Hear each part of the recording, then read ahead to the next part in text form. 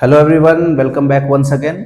तो carbon and इस compound के दूसरे वीडियो लेक्चर में आप सबों का स्वागत है। पहले वीडियो लेक्चर में जो है हम लोगों ने इंट्रोडक्शन स्टार्ट किया था कार्बन एंड इस कंपाउंड का, और उसमें मेनली हमारा जो फोकस था वो कार्बन के एलोट्रॉप्स को एक्सप्लेन करना था। इसमें डायमंड हो गया, ग्रेफाइट हो गया, बकीबॉल, बकमिस्टर फ्लोरेंस जो था वो समझे थे हम लोग, और कार्बन की स्पेशल प्रॉपर्टीज को हम लोगों ने किया था। अगर आप लोगों ने वो पहला वीडियो नहीं देखा है तो डिस्क्रिप्शन में लिंक दिया हुआ फर्स्ट वीडियो का, उसको आप देख सकते हैं एक बार। तो इस वीडियो लेक्चर में हम लोग, जैसा कि आप देख पा रहे हैं यहाँ पर जो ये थंबनेल है इसमें, कि एक हाइड्रोकार्बन, इसी का कार्बन इस कंपाउंड का ये दूसरा टॉपिक है जिसमें हम लोग हाइड्रोकार्बन्स को फोकस करेंगे। और इस मैक्सिमम 30 मिनट का ये वीडियो लेक्चर होगा। इसमें 30 मिनट में हम लोग हाइड्रोकार्बन्स, इसके सारे टाइप्स और इससे जुड़े हुए जितने भी तरह के क्वेश्चंस हो सकते हैं उन सबको डिस्कस करने की कोशिश करेंगे। तो बिना टाइम वेस्ट किए आइए हम लोग इसको स्टार्ट करते हैं।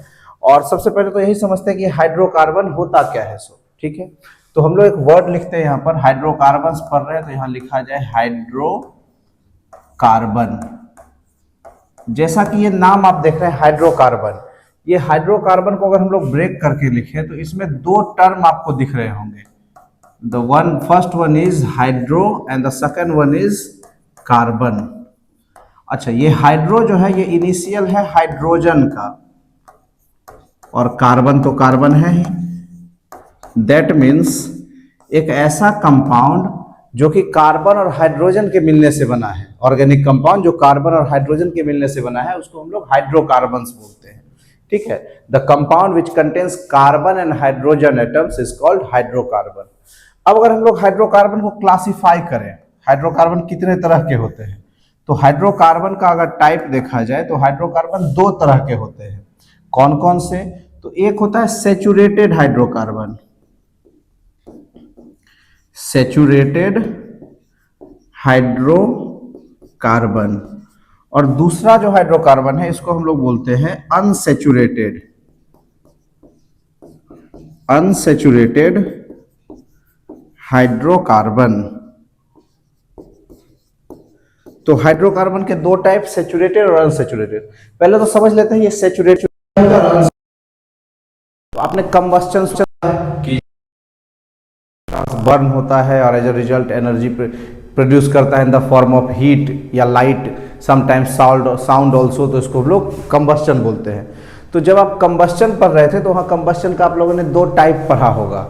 ये चैप्टर 1 में था कि कंप्लीट कंबस्टन और इनकम्प्लीट कंबस्टन, और वहाँ आपने पढ़ा था कि कंप्लीट कंबस्टन किसका होता, तो सैचुरेटेड हाइड्रोकार्बन्स का। जो सैचुरेटेड हाइड्रोकार्बन होते हैं उनका कंप्लीट कंबस्टन होता है, मतलब उनके जलने के बाद कोई अवशेष नहीं बचेगा। जबकि जो अनसैचुरेटेड हाइड्रोकार्बन है इनका इनकम्प्लीट कंबस्टन होता है, यानी इनके जलने के बाद कुछ ना कुछ अवशेष, रेसिड्यू जो है वो बच जाते हैं।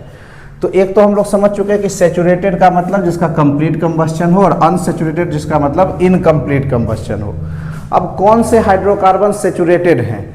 तो सैचुरेटेड हाइड्रोकार्बन का एग्जाम्पल होता है एल्केन। एल्केन जो है ये सैचुरेटेड हाइड्रोकार्बन है। जबकि अनसैचुरेटेड हाइड्रोकार्बन फिर से दो हो जाते हैं। कौन कौन से?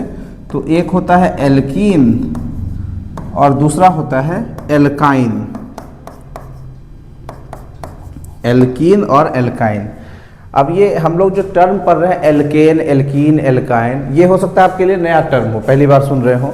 तो इसका मतलब क्या है इसको समझते हैं। तो देखिए, ये एल्केन हो, एल्कीन हो या एल्काइन हो, इन वर्ड्स पर अगर गौर किया जाए तो इन सब का इनिशियल जो है वो कॉमन है। जैसे यहाँ भी एल्क है, यहाँ पर भी एल्क लिखा हुआ, यहाँ पर भी एल्क लिखा हुआ, तो इनिशियल तीनों ही जगह कॉमन है, इसका शुरुआत कॉमन है। लेकिन इसका जो लास्ट है वो देखिए यहाँ ANE लगा हुआ है, जबकि इस जगह ENE लगा हुआ, जबकि यहाँ पर YNE लगा हुआ, तो इसके लास्ट में डिफरेंस है। तो ये एल्क क्या होता है, ANE क्या होता है, ENE क्या होता है और YNE क्या होता है, इसी को हम लोग समझेंगे तो हम लोग को ये एल्केन, एल्कीन, एल्काइन समझ में आएगा। तो हम लोग समझते हैं इसको हम लोग समझते हैं इसको एल्केन, एल्कीन, एल्काइन ये सबको। तो ये देखिए, ये जो एल्क है ना, जो कि तीनों में कॉमन था, ये टर्म एल्क रिप्रेजेंट करता है नंबर ऑफ कार्बन एटम्स को। नंबर ऑफ कार्बन एटम्स ये रिप्रेजेंट करता है एल्क टर्म को। ठीक, तो जैसे नंबर ऑफ कार्बन एटम अगर 1 है तो इसके लिए एल्क के जगह हम लोग मिथ लिखते हैं। 2 है तो हम लोग इथ लिखते हैं, 3 है तो इसको हम लोग प्रोप बोलते हैं, 4 है तो इसको हम लोग ब्यूट बोलते हैं, 5 के लिए टर्म यूज करते हैं पेंट, 6 के लिए हम लोग यूज करते हैं हेक्स, 7 के लिए हम लोग यूज करते हैं हेप्ट, 8 के लिए हम लोग यूज करते हैं ऑक्ट, 9 के लिए हम लोग यूज करते हैं नॉन, 10 के लिए हम लोग यूज करते हैं डेक, 11 के लिए हम लोग यूज करते हैं अनडेक, इसी तरह से 12 के लिए हम लोग यूज करते हैं डो डेक, 13 के लिए try deck and so on, इस तरह से 14 के लिए क्वाड डेक, इस तरह से लिखते हैं। अब थोड़ा सा ये समझते हैं ये ANE, ENE और YNE क्या है। तो देखिए ये जो एल्क के साथ जब ANE लगा हुआ है तो ये ANE किसको रिप्रेजेंट करता है, तो ये रिप्रेजेंट करता है सिंगल बॉन्ड को। किसको रिप्रेजेंट करेगा ये, तो सिंगल बॉन्ड। अच्छा कौन सा बॉन्ड, तो कोवैलेंट बॉन्ड, क्योंकि कार्बन और हाइड्रोजन, हाइड्रोकार्बन में कार्बन और हाइड्रोजन दोनों नॉन मेटल है, और हम लोग जानते हैं कि नॉन मेटल के बीच में कोवैलेंट बॉन्ड बनता है, मतलब उनके बीच इलेक्ट्रॉन की शेयरिंग होती है। तो सिंगल कोवैलेंट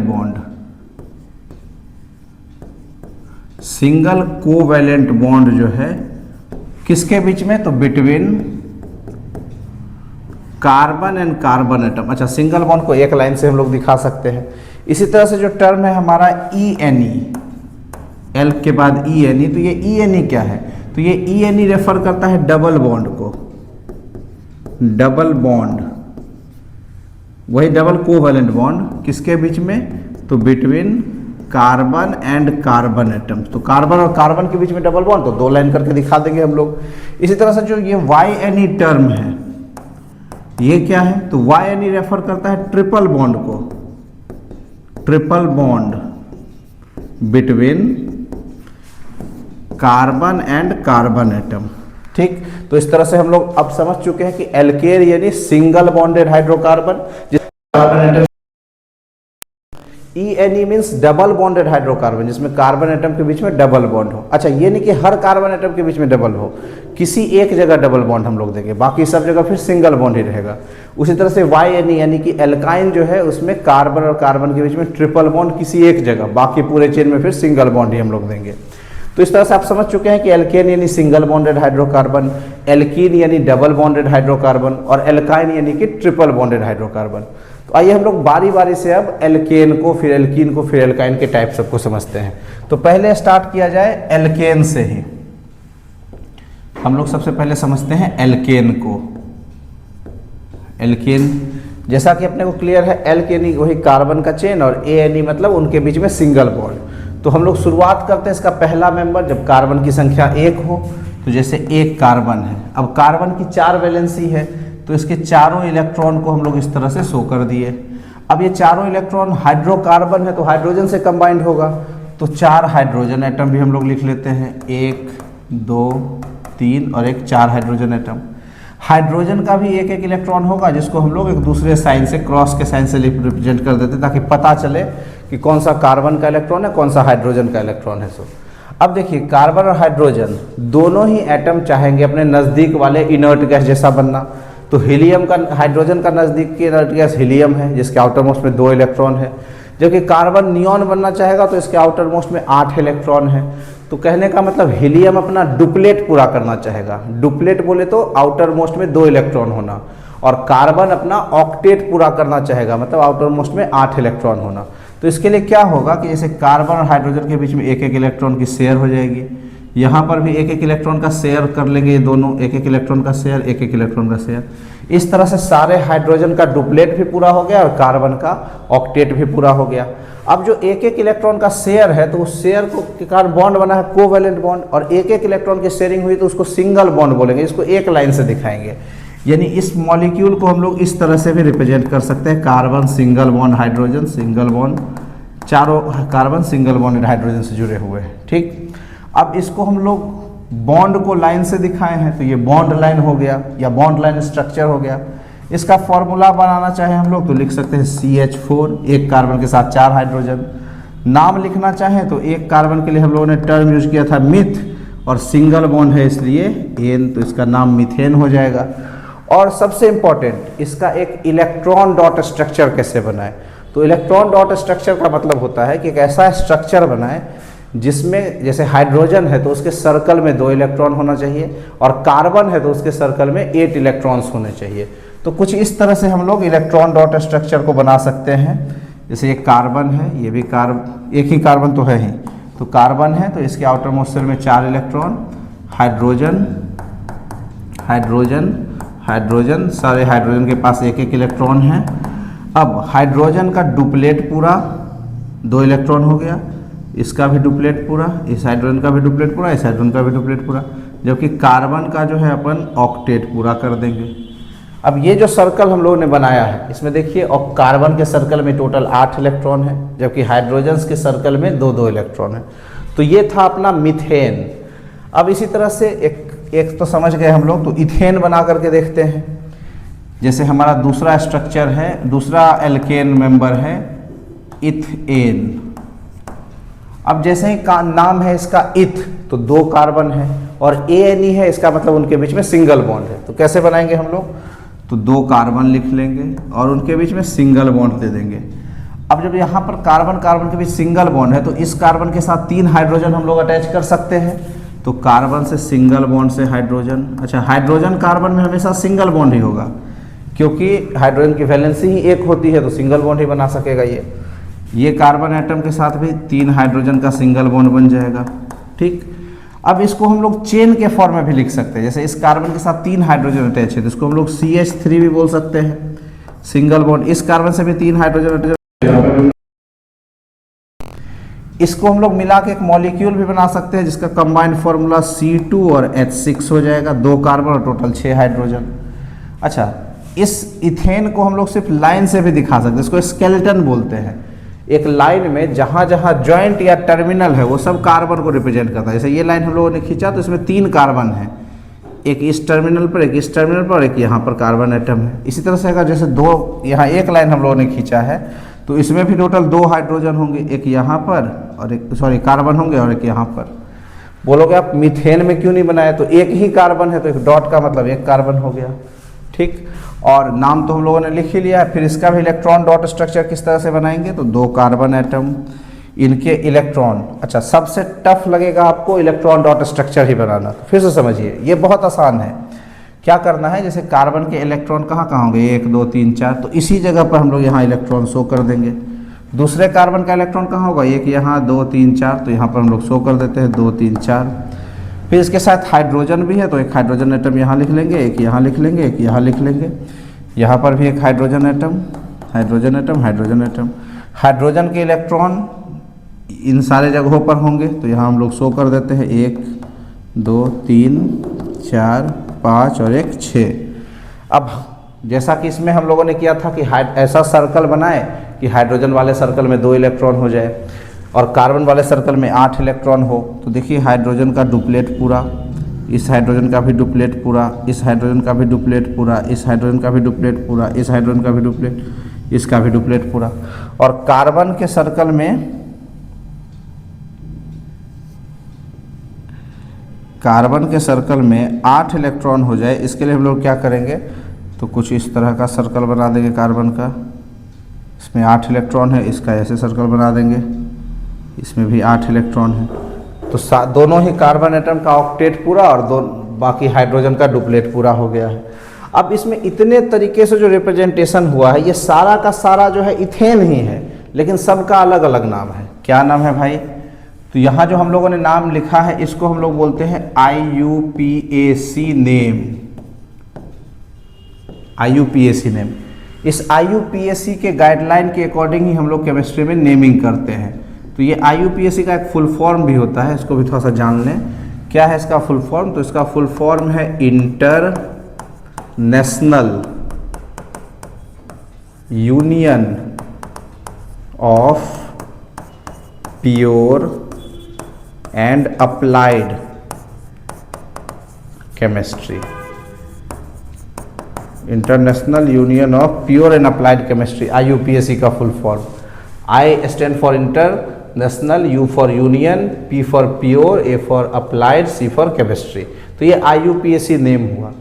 फिर इसको क्या बोलेंगे, तो ये बॉन्ड को लाइन से हम लोगों ने दिखाया है तो इसको हम लोग बोलते हैं bond line structure, bond line structure. ये हम लोगों ने चेन के फॉर्म में दिखा दिया है कार्बन को, तो इसको हम लोग बोलते हैं चेन स्ट्रक्चर।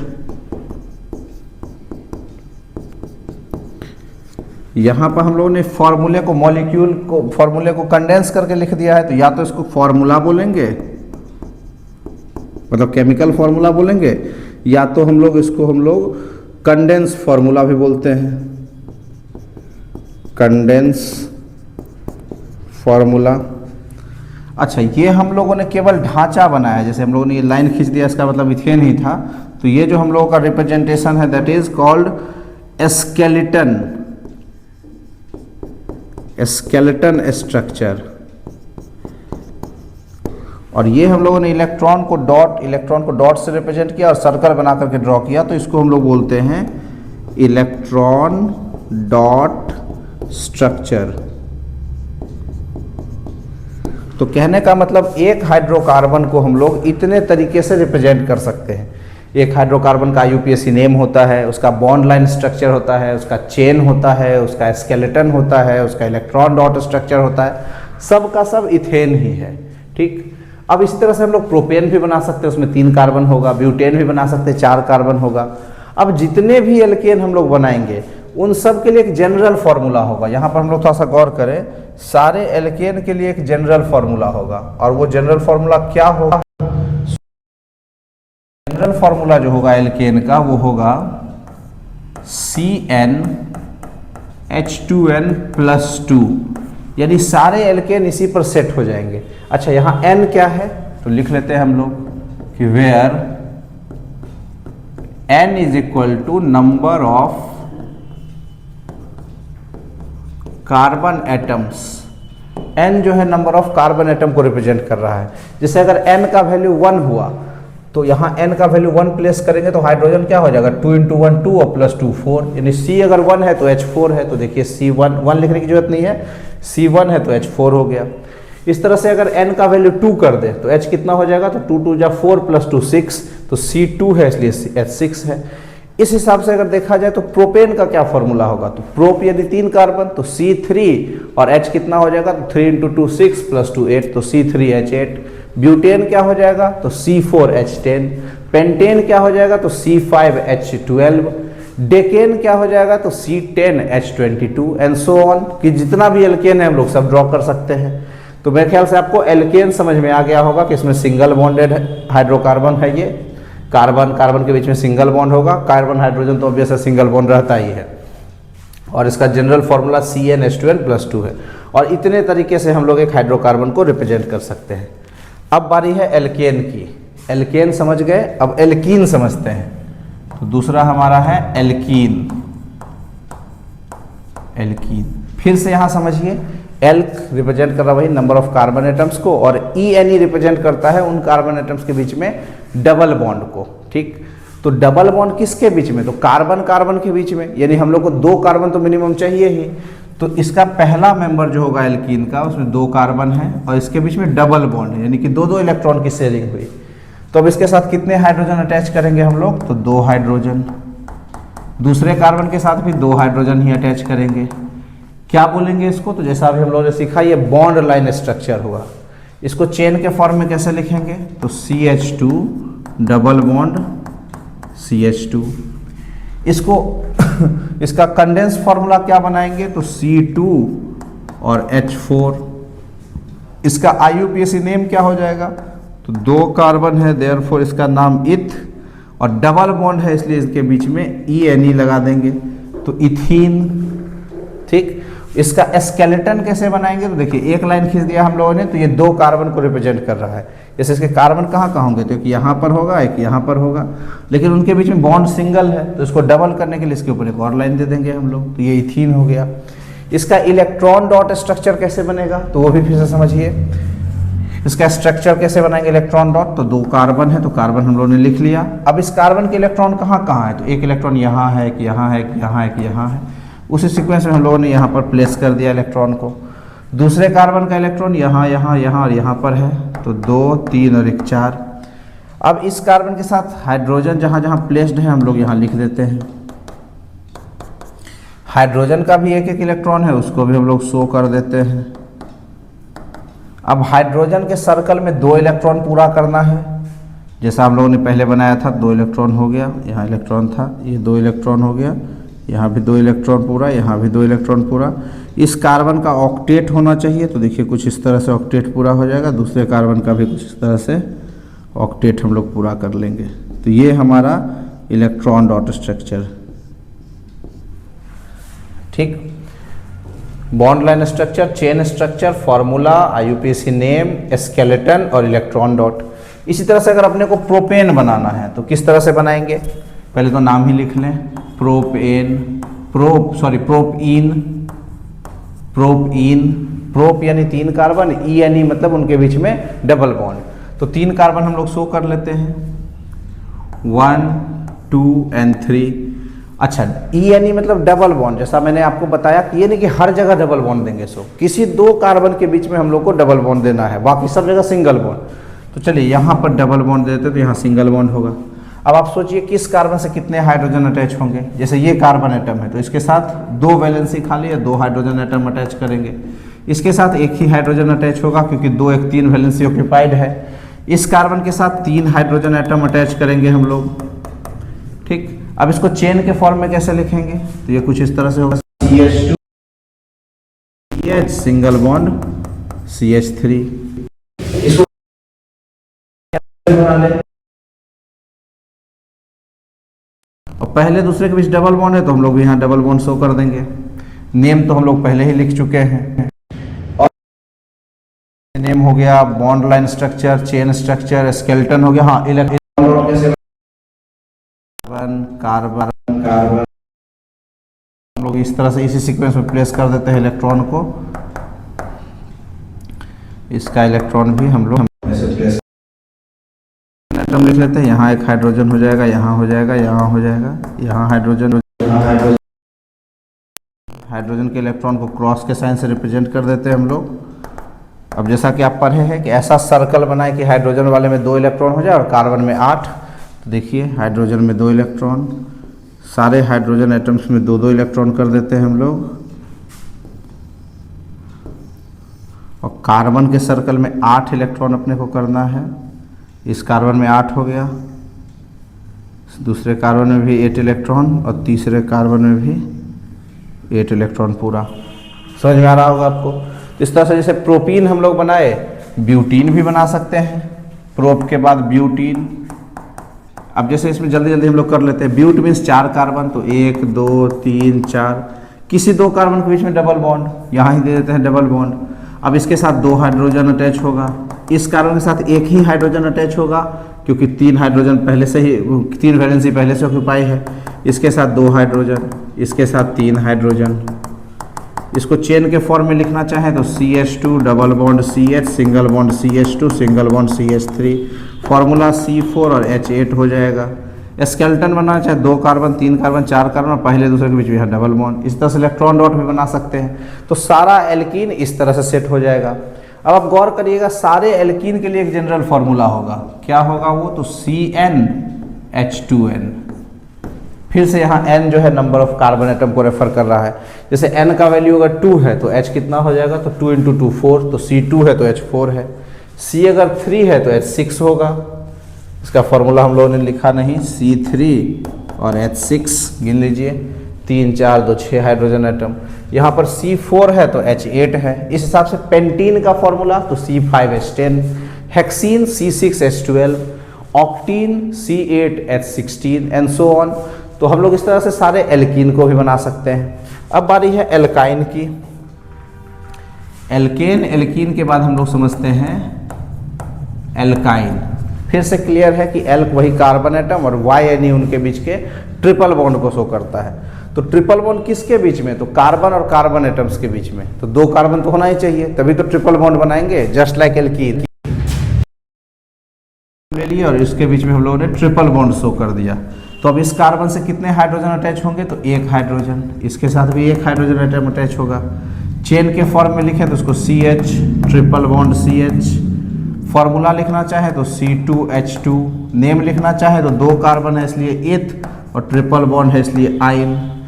स्केलेटन बनाना चाहे तो देखिए 2 कार्बन का चेन हुआ ये, और इनके बीच ट्रिपल बॉन्ड को शो करना है, तो यहाँ पर एक लाइन दे देंगे, यहाँ पर एक लाइन दे देंगे, ट्रिपल बॉन्ड हो गया। इलेक्ट्रॉन डॉट स्ट्रक्चर कैसे बनाएंगे, तो कार्बन कार्बन, इसके इलेक्ट्रॉन कहाँ कहाँ है, तो 1 2 3 और एक यहाँ 4, तो 1 2 3 और एक यहाँ 4, इसके इलेक्ट्रॉन इन तीनों और यहाँ पर एक है 1 2 3 और एक 4, यहाँ भी हाइड्रोजन प्लेस करेंगे, यहाँ भी हाइड्रोजन प्लेस, हाइड्रोजन का इलेक्ट्रॉन, हाइड्रोजन का इलेक्ट्रॉन। अब क्या करना है, तो हाइड्रोजन का डुप्लेट पूरा, कार्बन का ऑक्टेट पूरा, इस कार्बन का भी ऑक्टेट पूरा। अब किसको क्या बोलते हैं आप पढ़ ही चुके हैं, bond line change, PSC name, skeleton और इलेक्ट्रॉन डॉट। तो इस तरह से इसका एल्काइन का दूसरा मेंबर क्या होगा, तो 2 कार्बन के बाद 3 कार्बन, नाम क्या होगा, तो प्रोप और YNE प्रोपाइन। ठीक, अब प्रोपाइन है तो प्रोप यानी 3 कार्बन, तो हम लोग शो कर देते हैं 1 2 और 3। YNE मीन्स उनके बीच ट्रिपल बॉन्ड, लेकिन जैसा मैंने बताया ट्रिपल बॉन्ड किसी 2 कार्बन के बीच में देना है, तो यहाँ पर ट्रिपल बॉन्ड दे देते हैं तो यहाँ सिंगल बॉन्ड ही होगा। अब आप सोचिए किस कार्बन से कितने हाइड्रोजन एटम अटैच होंगे, सो इस कार्बन के साथ हाइड्रोजन एटम फुलफिल है, इस कार्बन के साथ 3 हाइड्रोजन क्योंकि एक ही वैलेंसी ऑक्यूपाई है, तो 1 2 और 3। अब इसको चेन के फॉर्म में कैसे लिखेंगे, तो CH triple bond C single bond CH3, formula क्या हो जाएगा, तो C3 है और H4 है। स्केलेटन कैसे, तो 1 2 3 और यहाँ पर ट्रिपल बॉन्ड दे देना है, अपने को बना सकते हैं। इसी तरह से इलेक्ट्रॉन डॉट भी बना सकते हैं, इस तरह से ब्यूटाइन बना सकते हैं। एल्काइन है उन सब का एक जनरल फॉर्मूला है CnH2n-2। ये सारे एल्काइन पर सेट करने वाले जनरल फॉर्मूले हैं। अगर n का वैल्यू 2 है तो H कितना हो जाएगा, तो 2 × 2 4 - 2 तो 2, यानी C2 है तो H2 ही होगा। C अगर 3 है तो H 6 - 2 4 हो जाएगा। इस तरह से ब्यूटाइन तो C4H6, पेंटाइन तो C5H8, डेकाइन तो C10 और H18। इस तरह से हम लोग बना सकते हैं सारा। तो हम लोगों ने सारा एल्केन, एल्कीन और एल्काइन को सीख लिया है। फिर से एक बार रिवाइज कर लेते हैं। इसके लिए हम लोगों ने एक जनरल फॉर्मूला पढ़ा CnH2n+2, इसी पर सारे एल्केन सेट हो जाएंगे। इसी तरह से जितने भी एल्कीन हैं इनका भी जनरल फॉर्मूला हम लोगों ने पढ़ा C, इस पर सारे एल्कीन सेट हो जाएंगे। और एल्काइन जो है इसका हम लोगों ने जनरल फॉर्मूला पढ़ा Cn-2, इस पर सारे एल्काइन सेट हो जाएंगे। अब कुछ मेंबर ले लेते हैं हम लोग, जैसे एल्केन फैमिली का मेंबर क्या होगा, तो CH4 जिसको मीथेन बोलेंगे, दूसरा member C2H6 propane, C3H8 methane ethane propane, C4H10 butane, C5H12 pentane and so on. इसी तरह से एल्कीन का मेंबर कैसा होगा, तो पहला मेंबर C2H4 इथीन, दूसरा C3H6 प्रोपीन, तीसरा C4H8 ब्यूटीन, फिर C5H10 pentene and so on. तो C2H2 ethyne, C3H4 propyne, C4H6 butyne, C5H8 pentyne and so on. ऐसे और भी अच्छा, इसको इसके सारे मेंबर्स क्या कहलाएंगे, तो एल्केन फैमिली मेंबर। इस तरह से ये एल्कीन फैमिली मेंबर है, इस तरह से ये एल्काइन फैमिली मेंबर है। और भी हो सकते हैं, जब हम लोग फंक्शनल ग्रुप पढ़ेंगे तो उसको देखेंगे, जैसे एल्कोहल है, एल्डिहाइड है, कीटोन है, कार्बोक्सिलिक एसिड है, उनके भी मेंबर होंगे। चलिए एक तो कम से कम बता ही दें आपको, एल्कोहल, एल्कोहल इसमें OH लगा रहता है, तो जैसे पहला मेंबर क्या हो जाएगा, तो CH3OH नाम methanol, C2H5OH ethanol, C3H7OH propanol and so on. अब इन सब में कॉमन क्या है, थोड़ा उस बात पर हम लोग गौर करते हैं। तो देखिए, जैसे कोई भी फैमिली उठा के देख लें, एल्केन की ही बात करें तो इसके पहले 2 मेंबर पर गौर करते हैं हम लोग। पहला मेंबर मीथेन है जिसका फॉर्मूला CH4 है, जबकि दूसरा मेंबर इथेन है जिसका फॉर्मूला C2H6 है। तो मीथेन और इथेन में क्या अंतर आपको लग रहा है, गौर से देखिए। तो इसमें 1 कार्बन और 2 हाइड्रोजन का अंतर है, CH2 का। तरह से अगर इथेन प्रोपेन में भी देखें तो CH2 का ही अंतर होगा। प्रोपेन ब्यूटेन में भी CH2 का ही अंतर होगा। एल्कीन के भी दो मेंबर के बीच का बात करें लगातार मेंबर में CH2, यहाँ भी देखिए CH2 का ही डिफरेंस है, यहाँ पर भी देखेंगे CH2 का डिफरेंस है, यहाँ देखेंगे CH2 का ही डिफरेंस है। कहने का मतलब कोई भी हाइड्रोकार्बन फैमिली हो उसके दो सक्सेसिव मेंबर्स या कंजिक्यूटिव जो भी वर्ड ठीक लगे, उनके बीच के दो सक्सेसिव मेंबर्स के बीच का गैप जो है फॉर्मूले का गैप वो हमेशा CH2 का होगा। ठीक, और अगर वेट की बात करें तो 14 यूनिट का, क्योंकि कार्बन का मॉलिक्यूलर वेट 12 प्लस हाइड्रोजन का 1 × 2 तो 14 हो जाता है।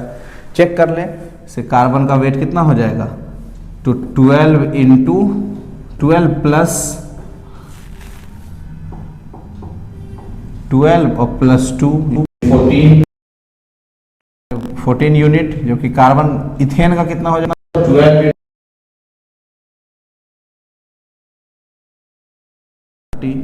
देखिए दोनों के बीच का अंतर कितना है, सॉरी 2 नहीं होगा यहाँ 12 16 30, अंतर 14 यूनिट का ही है। इस दोनों में भी देखेंगे अंतर तो वही 14 यूनिट का रहेगा। तो कोई भी हाइड्रोकार्बन फैमिली ले ले या कोई भी फंक्शनल ग्रुप ले ले, उनके दो लगातार मेंबर्स के बीच का हमेशा, और इसको बोलते हैं होमोलोगस सीरीज। बड़ा ही इंपॉर्टेंट टर्म है ये, होमोलोगस